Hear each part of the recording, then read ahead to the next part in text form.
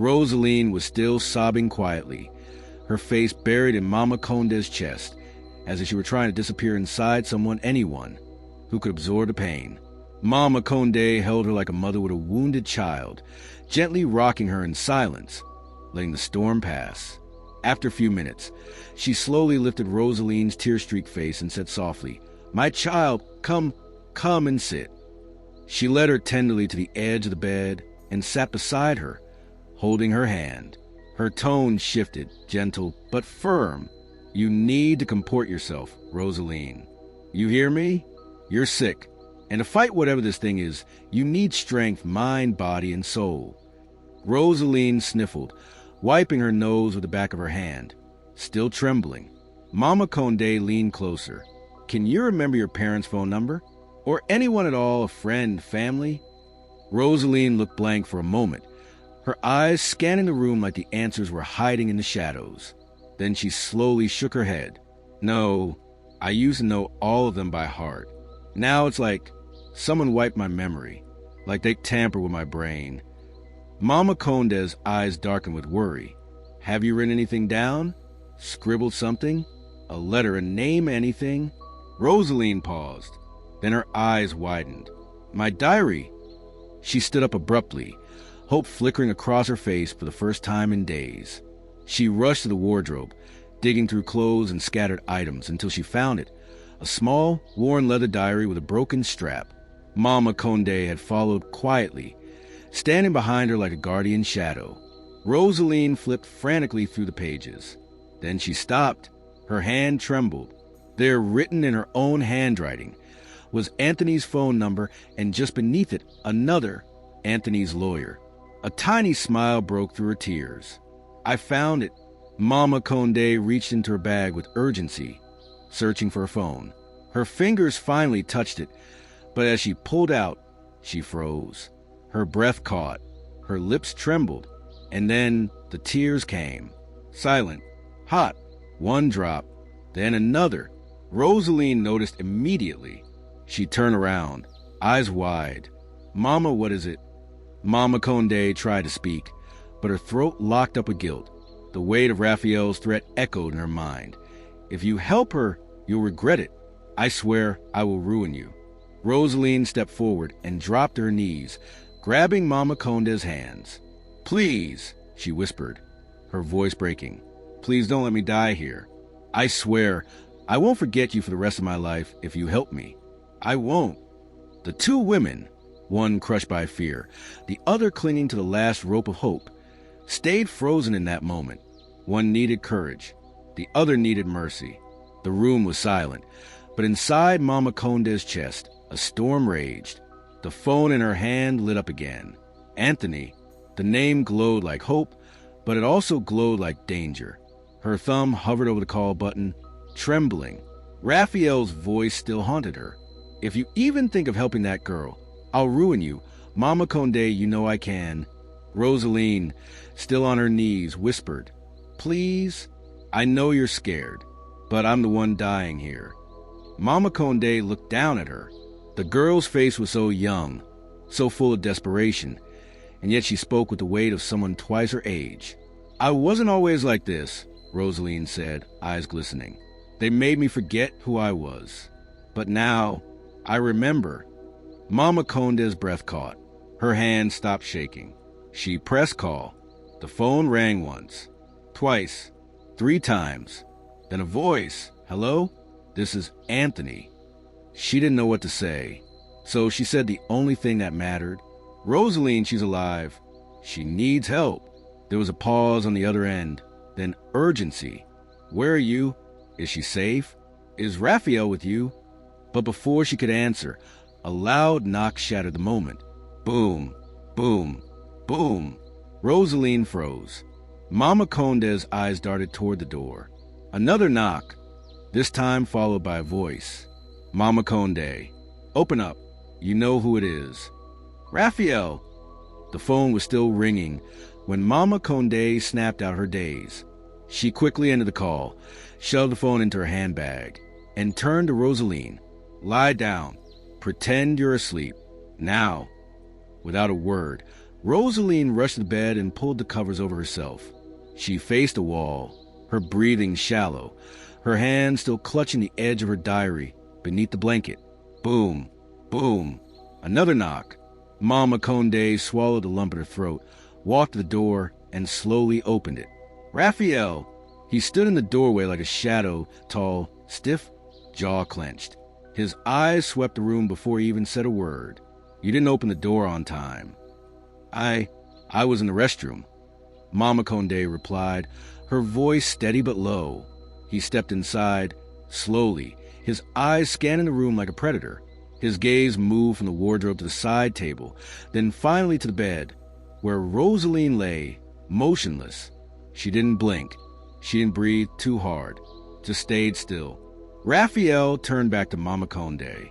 No words, but he raised one hand, a silent signal, a warning. His eyes did the rest. Don't try me again. Then, just as quickly, he turned and walked out. Mama Conde followed and shut the door behind him.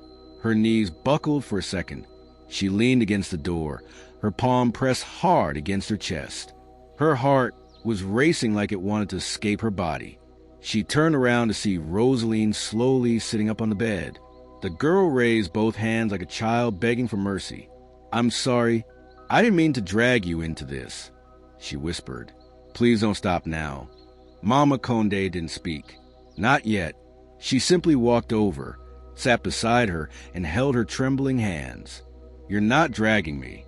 You're waking me up, and I've been asleep too long. The room was still. Mama Conde and Roselline sat across from each other in silence, the air still thick with the weight of Raphael's visit.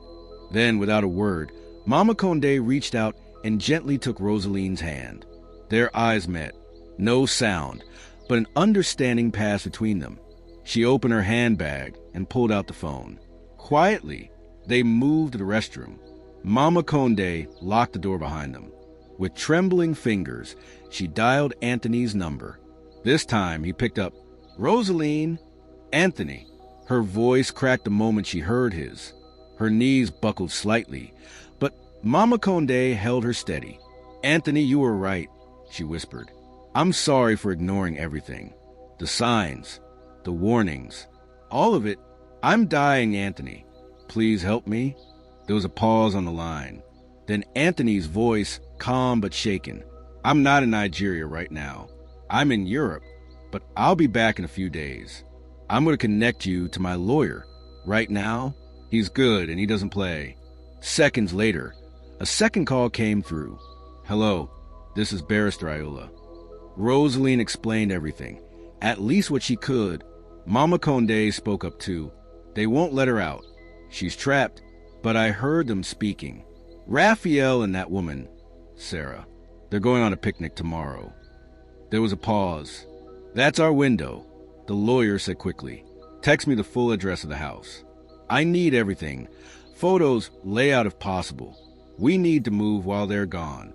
And we need evidence. Something that holds in court. Mama Conde nodded. Understood. The call ended. Roselline broke. She threw herself into Mama Conde's arms and wept like a child who had been holding it in for too long. Thank you. I thought I was gone. Mama Conde held her tight, stroking her back. You are not gone, my child. You are still here, and we will fight. The following day crept in slowly, as if the morning itself was reluctant to rise. By 11 a.m., just as Mama Conde had overheard, Raphael, Sarah, and the other family members loaded into the SUV, dressed for leisure, their energy disturbingly casual for people hiding so much. Sarah laughed loudly at something Raphael said. Mama Conde stood behind the curtain, watching, waiting. Her hands trembled, but not from fear this time, from purpose. Once the gate clicked shut and the mansion was swallowed by quiet again, she turned sharply to Roselline. They're gone. Roselline nodded weakly. Her skin was pale, her eyes rimmed with fatigue. But she managed to whisper, Call them. Mama Conde wasted no time. The lawyer picked up on the first ring. We're clear, she said. Only me and the girl in the house. Good. They're coming in now. Just minutes later, 3 plainclothes security agents entered the house like shadows, silent, fast, and focused. They greeted Mama Conde with nods of respect and immediately unpacked compact surveillance kits, cameras the size of coins, motion-triggered audio pins, thermal sensors, all placed in strategic corners of the mansion, hallways, living room, staircases near safes and drawers. But most critically, Raphael's study and Sarah's bedroom. They worked with precision, syncing every feed directly to a remote monitoring base, and also to Mama Conde's phone, customized with a single red tab for emergencies. If things go sideways, the lead agent said, press that tab. We'll be here within minutes. And the cameras? Mama Conde asked. Already live. From now till they return, this house is ours. As the team wrapped up, the lawyer called again. If this footage gives us what we expect, Roselline will be at the hospital by tomorrow. But for now, she needs to hold on. Just a little longer. Mama Conde glanced back at the girl, curled up under a throw blanket, her breathing shallow. I'll hold her together with my own hands if I have to, she said. By mid-afternoon, the house was calm. Too calm. Mama Conde sat beside Roselline, feeding her water with a spoon, whispering soft prayers under her breath. But by evening, something shifted. Roselline tried to sit up and collapsed. Her legs trembled violently when she tried to stand, her body shaking like it was rejecting life. Her lips moved, but no sound came. Her eyes were alert, but terrified. Mama, she gasped, I can't feel my feet. Mama Conde dropped everything and rushed to her, catching her before she fell. She touched her forehead, burning hot, her fingers cold, her pulse fragile. Stay with me, baby girl. Roselline's body gave in. Her head fell against Mama Conde's chest, her arms limp at her side. Mama Conde held her tighter, not knowing whether to cry or scream or call again. But one thing was clear. They were out of time. It was well past midnight. The house was silent, too silent. Even the ticking wall clock in the hallway seemed hesitant, like time itself was holding its breath. Mama Conde sat on the edge of the bed, her back stiff, eyes heavy with exhaustion. Roselline had finally fallen into a feverish sleep, her breath shallow and uneven. But Mama Conde couldn't rest. Something in her spirit told her the night wasn't finished. She reached for her phone. She opened the live camera feed app, the one the security team had installed, and synced directly to her device. A soft hum glowed from the screen as thumbnails loaded from every room in the mansion. Dining room, empty. Corridor, still. Guest room, dark. She tapped on Sarah's bedroom, and her breath caught. The camera sharpened just as the feed came into focus. Sarah's voice was raised, heated, pacing the room in her lace robe, hair undone, face flushed with rage. Across from her stood Raphael, arms folded tightly across his chest, jaw clenched. His usual composure had cracked. "You're too impatient, Sarah," he snapped. "You shouldn't have given her that much ceramic and glass powder. It's killing her too fast." Mama Conde's hand flew to her mouth. "Glass powder? What did you want me to do?" Sarah shot back. "Watch her flirt with you every day in my house while you pretend nothing is happening?" "It wasn't about that," Raphael barked. "We were supposed to play this slow. We could have staged an accident. Something clean, quiet, no suspicion. But now, she's dying and everyone will know." "Oh, please," Sarah spat, her voice breaking. "You think I didn't notice? You're falling for her. Don't be ridiculous. You think I didn't see the way you look at her? The way you defend her when I raise my voice? Don't lie to me, Raphael. Don't stand there and lie." She was trembling now, angry, hurt, unraveling. "I gave up everything for this plan," she cried. "I agreed to your sick little setup because we needed this. We needed Roselline. She was a perfect catch. Soft, trusting, rich. You said it yourself. We have her properties now. Her account access. Everything. But now you're hesitating. Why?" Raphael didn't answer immediately. He stared at her for a long moment, his expression twisted in guilt or maybe confusion. "Because she trusted me." "Of course she did." Sarah snapped. That's why the plan worked. But now you're confusing loyalty with love. I see it in your eyes. You want her. You feel bad now, huh? You forget, she whispered, stepping closer, her voice shaking. I'm your wife, not Roselline. I'm the one who made this happen. On the bed across the hallway, Mama Conde sat frozen, phone clutched in both hands, heart pounding like a war drum. Every word, every syllable was recording. The hidden camera in the corner of Sarah's ceiling caught everything, both audio and video. She felt a deep, overwhelming mix of fear, fury, and grief rise in her chest. This wasn't just a betrayal. This was calculated evil. She looked down at Roselline, still unconscious, barely breathing. And then she looked back at the phone screen. They were going to kill her. They were still trying. But now she had proof. The night crawled by slowly, as if time itself feared what morning might bring. Roselline was still asleep, her frail body curled beneath the blanket, her face pale against the pillow. Mama Conde sat on a low stool beside the bed, unable to sleep. Her eyes, tired, red-rimmed, stayed fixed on her phone, her thumb hovering over the security camera app. She hadn't planned to check again, but something in her chest, an ache, a nudge, a warning, whispered otherwise. She tapped into Sarah's bedroom feed again. The screen flickered. Then came the image. Sarah was sitting on the bed in a silk robe, hair tied up, pacing back and forth in agitation. Raphael stood near the door, arms folded, jaw tight. Mama Conde turned up the volume. She braced herself. It's taking too long, Raphael, Sarah hissed. Tomorrow I'm finishing this. What are you talking about now? Raphael muttered, his tone low. Poison, she said plainly. Stronger than what I've been giving her. No more dragging it. No more delays. I'll put it in her tea first thing tomorrow morning. Sarah, don't, Raphael warned. You've been slipping things into her drinks for weeks. Ceramic powder, glass powder, sedatives. That's why she keeps collapsing. You said it was enough. It was, but now it's not. She's still here, still breathing. And you've changed. She turned to him, eyes wild. Hurt, possessive. You think I don't know what's going on? You're falling for her. That stupid, soft-hearted Roselline. You're defending her every time I speak. You don't even look at me the same way anymore. Sarah, stop it. No, you stop it. You told me from the beginning that this plan was about us. You said if we played it right, her properties, her name, her everything would be ours.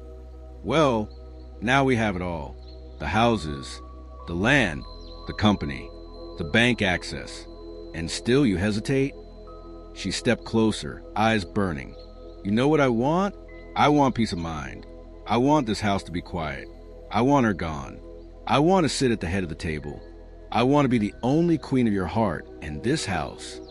The others already know, she added coldly. Your family? They're in on it. This isn't just me anymore. The screen went still for a second. Mama Conde sat frozen, her heart galloping, her hands slick with sweat. She had seen evil in her life. But this was calculated, ruthless, and dressed in silk robes. Her mind spun, but her fingers acted on instinct. She opened the chat with Barrister Iola and typed. She said she will finish Roselline tomorrow. Poison in her tea. She's going to kill her. Help us, please. Seconds passed. Then a reply buzzed in. We heard everything. The cam feed is synced to our office. Don't panic. It won't happen. Just hold on till morning. Mama Conde lowered the phone slowly. Her shoulders shook, not from cold, but from the weight of what she was carrying. She looked over at Roselline, still breathing, still sleeping. And for the first time in a long time, Mama Conde prayed not for healing, but for protection. It was still dark when the knock came, but it wasn't a knock, not really. It was a heavy thump of command, of justice with a badge, of truth arriving when most people were still asleep. Bam, bam, bam.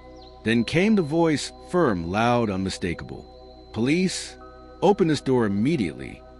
Mama Conde jolted upright from the edge of the bed where she had dozed off. Roselline stirred slightly beside her, her body still fragile, breath shallow. The door burst open before Mama Conde could even rise. Uniformed officers swept into the house like a silent storm. 5, maybe 6, each moving with precision and clarity. Behind them, 2 paramedics in white and blue rushed in, wheeling a collapsible stretcher. Outside, the flashing lights of a waiting ambulance painted streaks of red and blue on the bedroom walls. "Where's the girl?" one officer asked, his voice low but urgent. Mama Conde pointed to bed. "There, that's her. She's the one." 2 officers stayed behind, nodding respectfully to Mama Conde as they quickly assessed Roselline's condition. One of the paramedics gently lifted her wrist, checked her pulse, then gave a nod. "Still breathing. Let's move." They worked swiftly, wrapping her in a thermal blanket, securing her oxygen, strapping her to the stretcher with tender efficiency. Mama Conde held Roselline's hand the entire time, whispering soft prayers between her tears. "You're going to be okay, my child. You hear me? You're going to live." In the hallway, more commotion, screaming, footsteps, protests. "Why are you touching me? I need to call my lawyer. This is a mistake. Let me explain. I said don't touch me." Raphael, Sarah, the others, all being let out in handcuffs, one by one. A plain-clothed officer, carrying a tablet, walked up to the lead detective. "Everything was recorded," he said calmly. "Audio, video, confession, enough to bury all of them." As they passed to the living room, Raphael caught a glimpse of Mama Conde. Their eyes met. For one fleeting moment, everything was still. He didn't say a word, but Mama Conde did. She looked him dead in the eyes and whispered, with fire under her breath, "You almost killed her, but not this time." Outside, dawn had just begun to break, and as the ambulance doors closed and the sirens came to life, Mama Conde climbed in beside Roselline, holding her hand tighter than ever before.